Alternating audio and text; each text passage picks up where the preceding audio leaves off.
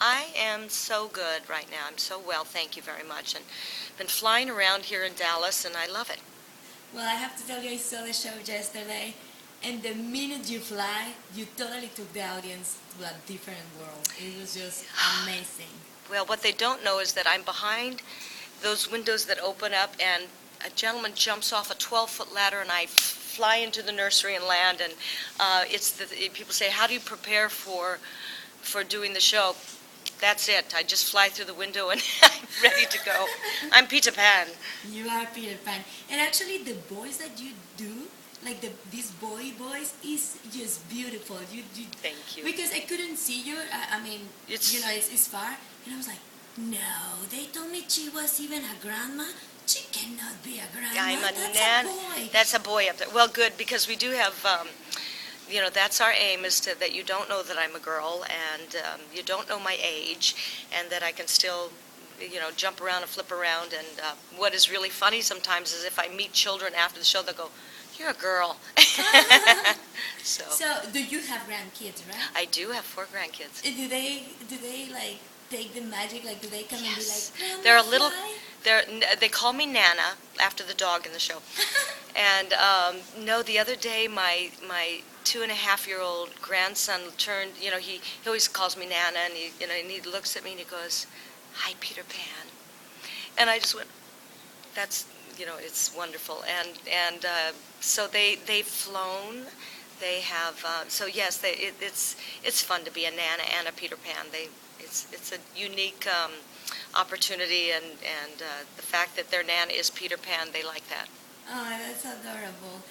What is uh, your routine, your exercise? Because I mean, you are super fit, but I mean, you were at gymnastics. But how do you keep in shape? Like, do you super work out so hard?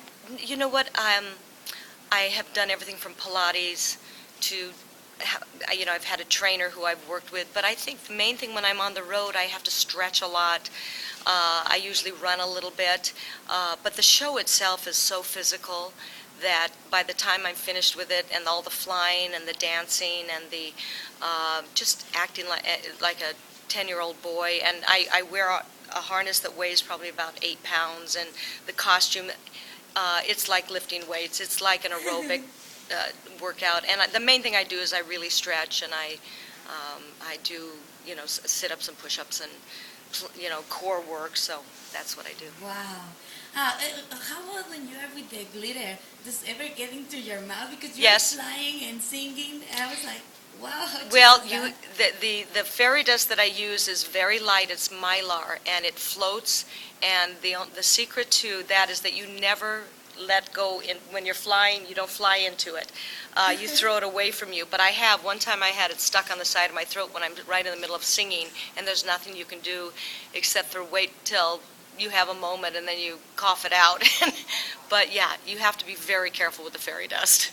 Do you find it like, I don't know, like It's everywhere. After several days, suddenly you're taking your clothes and be like, what is this doing here?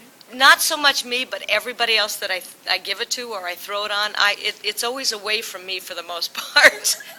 But yes, we find it in theaters that we haven't been to in 5 years or 6 Oh my years. God. It will be in fact, when I was in San Diego, we were walking down the street and there's fairy dust, and we thought, how did that get here?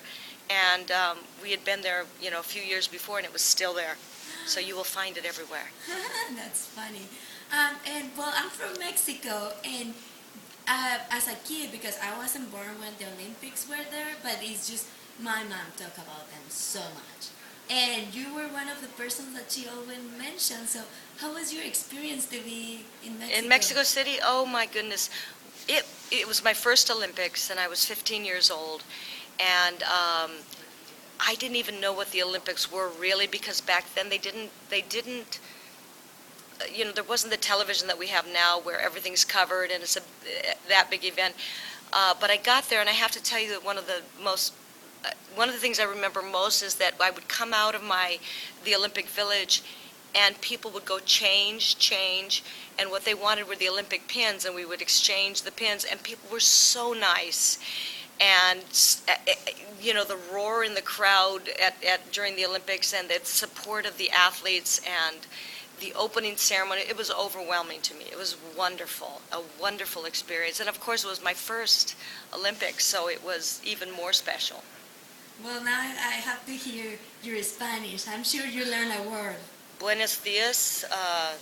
No, you know what? I should know more than I do, but I have to take Spanish. I took French in school, so.